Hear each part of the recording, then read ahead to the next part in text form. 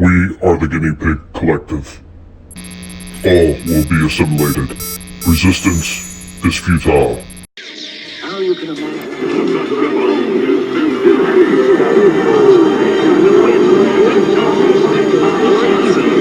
you can deny.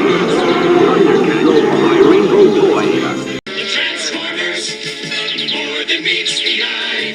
Hey everybody, what's going on? And welcome back to another Toys from the Past. So on today's Toys from the Past, we are going to be delving into the Transformers, because we are going to have Transformers Week on the channel.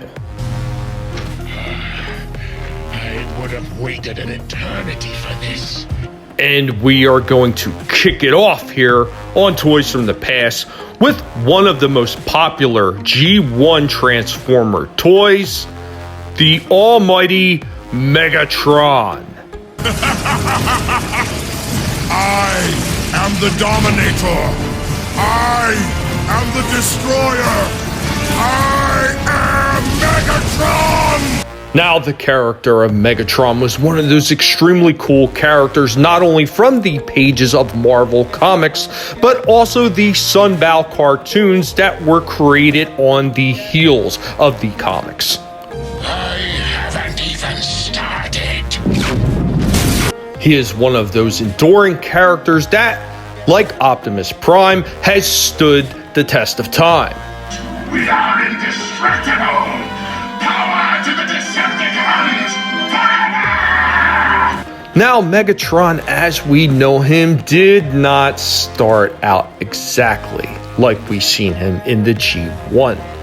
Now, the G1 series that we know of, we know exactly what he looks like, but what did he look like prior to that? Well, in 1983, Takara wanted to infuse new life into their Microman series of figures. Now, the Microman series of figures were small little men called Micromen.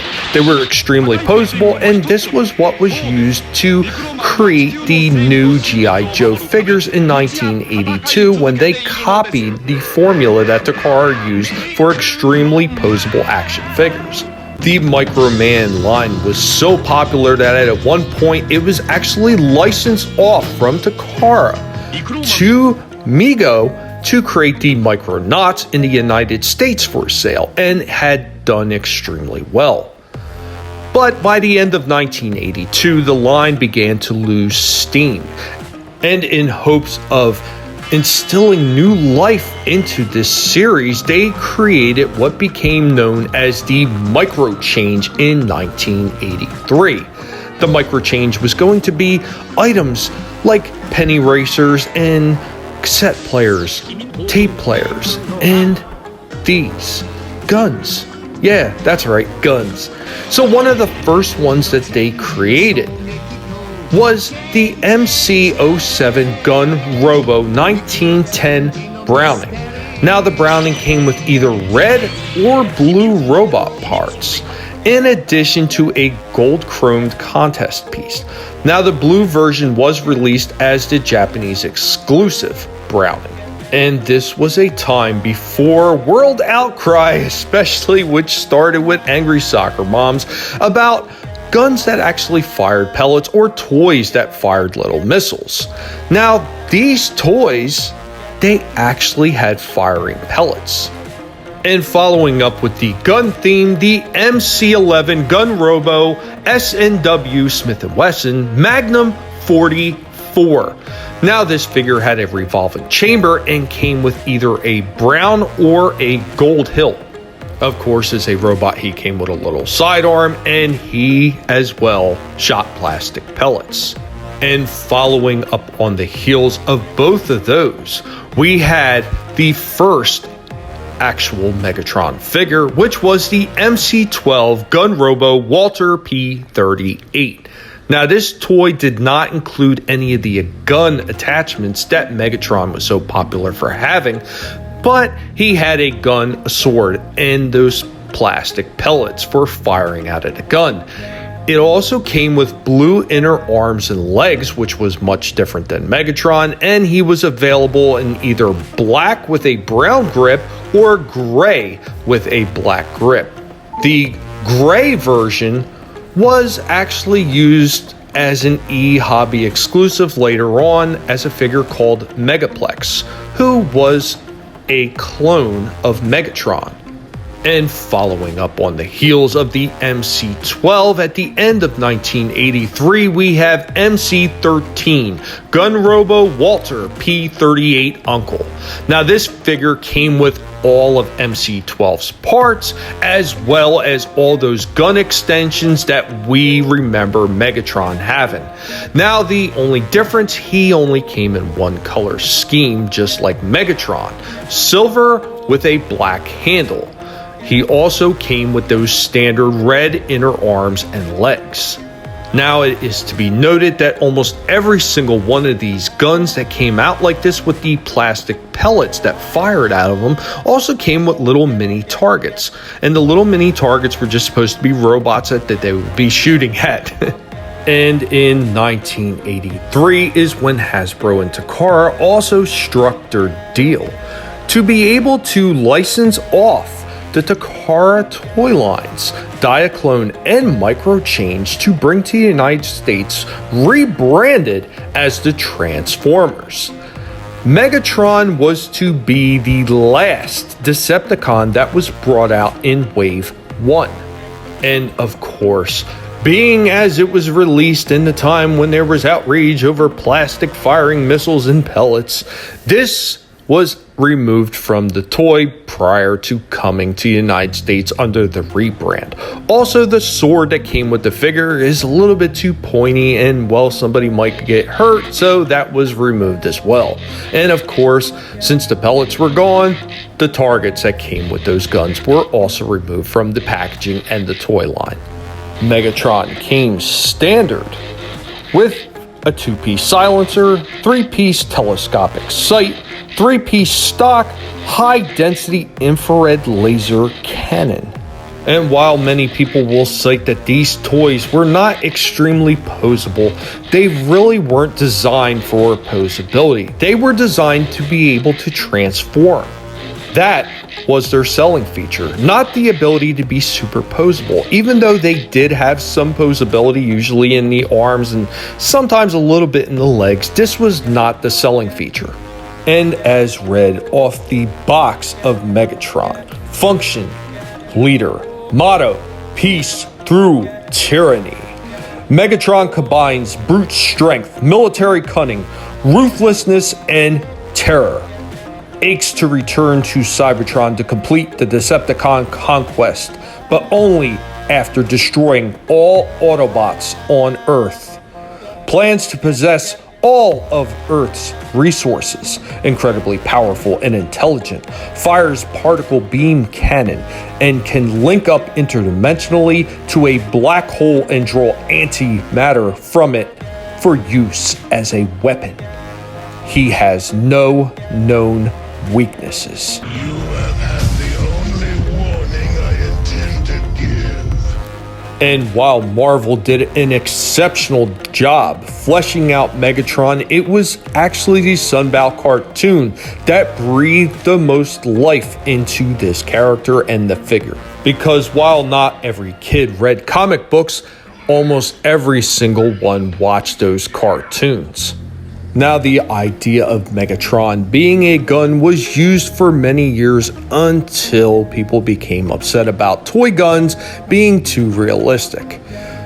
I really don't understand this, because if you look at a real Walter P-30E and the toy gun of Megatron, yeah, while it may seem similar, it does not really bear any resemblance to an actual firearm if you know what you're looking at. Now, I suppose if you were just, you don't know any better, maybe you could be confused, but I just don't see how.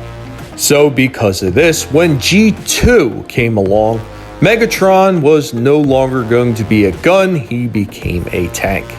And for every subsequent line that brought Megatron back into the toy line, from that point on, he would always be a tank. And even in 2010's release of Transformers War for Cybertron through High Moon Studios, Megatron was a Cybertronian tank. The really cool thing about this game is you finally got to take control of Megatron and wield all the power at his disposal. And when the follow-up game came in 2012 with the fall of Cybertron, again, you had the chance to take control of Megatron yet once again and actually reenact scenes that were very reminiscent of what took place in the 1986 The Transformers cartoon movie. Who disrupts my coronation? Coronation, Starscream? This is bad comedy. Who dares to disrupt my coronation? Coronation, Starscream! This is bad comedy. Megatron? Is that you? Here's a hint.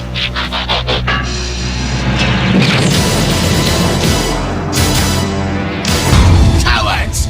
Is there no one left who would challenge this pretender to the throne? Fight your own battle, Starscream. Unless you're a coward. When I give an order, that order is law. Starscream, your mockery of a reign is over. And of course, let's talk about the Transformers movie from 1986 where Megatron winds up being destroyed and rebuilt by Unicron into Galvatron.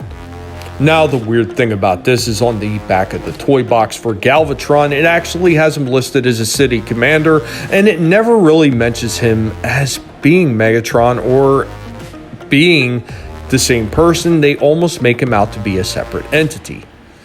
But the figure was supposed to be created for the movie, which was created first, so it's kind of a catch-22 on which one you follow. But since the movie was supposed to be first and established the characters, you probably should refer to that first, so Megatron becomes Galvatron. Now, it is also to be noted that they actually said that some of these stories may take place in a different universe. So you could look at it this way, as in this particular universe of the movie, Megatron dies and becomes Galvatron, and maybe another one, Galvatron and Megatron are two separate entities.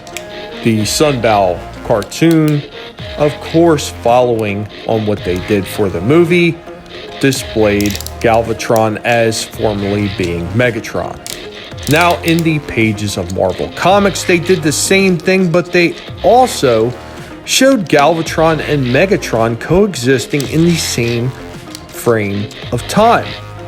Galvatron having come from a distant future that was not necessarily that Megatron's future, but came to it in order to try to change things in the past. Now, when IDW acquired the rights to print the Transformers in comics after Dreamwave had closed shop, they actually presented Galvatron and Megatron as two completely separate identities and individuals. They even created an origin story for Megatron. What I enjoyed about the origin story for Megatron in the IDW comics was they actually paid some homage to what had come before in the Sunbow cartoons when they mentioned how the Quintessons had created a warrior race of combatants that fought in gladiatorial arenas, which would give rise to the IDW version of Megatron starting as a gladiatorial combatant. Now, of course, this comes on the heels of Megatron being a lonely miner who wound up fighting against the system. That is a whole different story for another time because it would be its own complete video. And if you guys want to hear that one, be sure to let me know. I will read the entire story to you along with every single frame that's in the comic. And of course, following the War and Fall of Cybertron games, toys were made through the Generations toy lines, leading all the way up to IDW's Combiner Wars series. And this spawned, of course, Combiner Wars series figures because at that point Hasbro had pretty much partnered with IDW to set down characters and stories and flesh out what the new looks for the characters would be, and Hasbro created the toy lines to match it. I actually had the Combiner Wars Megatron, one of which I put up on eBay for sale. I actually had 2 of them, and I was really not planning on parting with one of them, but sometimes you have to do stuff you don't want to do in order to get by. I do have a second one, so it's not that deep of a sting to lose one of them. Even if you destroy me, Megatron, others will rise to defeat your tyranny. Then I'll just have to destroy you all! The Combiner Wars Megatron was extremely well done, with enough of the nods to the old G1 version so that you could easily recognize Megatron if you were just a G1 fan. Which leads all the way up to the newer series, Siege War for Cybertron trilogy of figures, where once again we see Megatron in that tank form. This figure is incredible as well. Now, while nowhere near as big as the Combiner Wars figure, this figure has a lot more detail to it and is even more reminiscent of the G1 aesthetics than the Combiner Wars one was. And with the upcoming Netflix series, which I will be talking about tomorrow, no doubt we are going to be seeing a lot more of Megatron. Now, hopefully, they're going to show him in a light at least very similar, if not to the Sunbow cartoons, then to some of the IDW versions of Megatron, which had him just as tyrannical as he was in not only the Marvel Comics, but the Sunbow cartoons, with a much darker edge like he had in that 1986 movie. No! Such heroic nonsense. As far as toys for the Netflix series, they do have re-releases of the Siege War for Cybertron trilogy figures for the Netflix only version, which is exclusive to Walmart. I personally can't stand Walmart and am completely disgusted that that's the only place that sells it, but then again, it's not like I have the money to go out and get them right now anyway.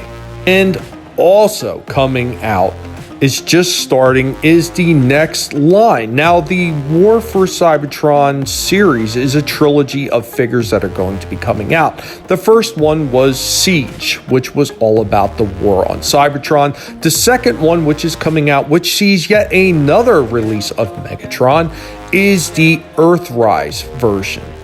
Once again, heavy callbacks to that G1 style.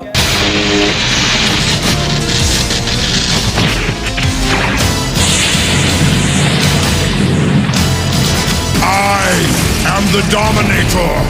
I am the Destroyer. I am Megatron!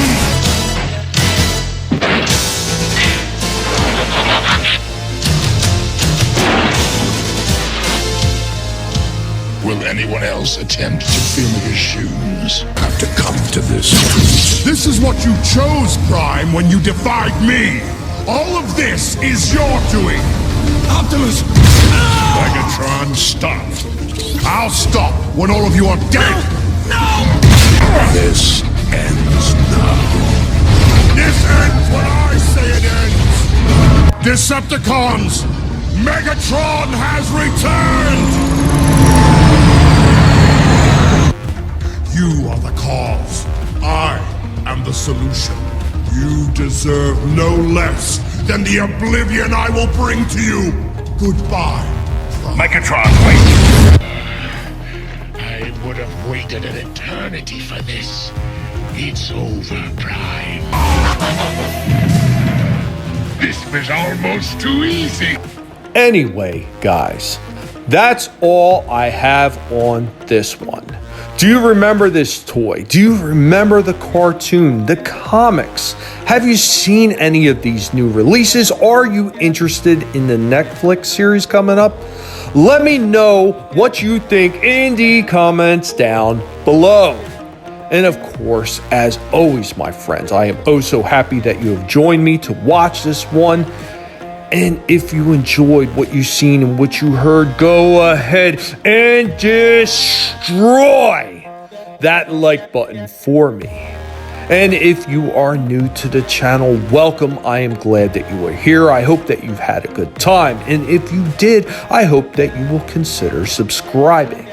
And also, I am so close to finally closing out the amount of money I need to pay back my mortgage. So there are items that are still up for sale on my eBay page. It will be linked in the description below.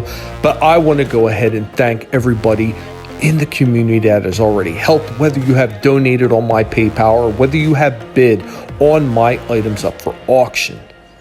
I want to thank every single one of you.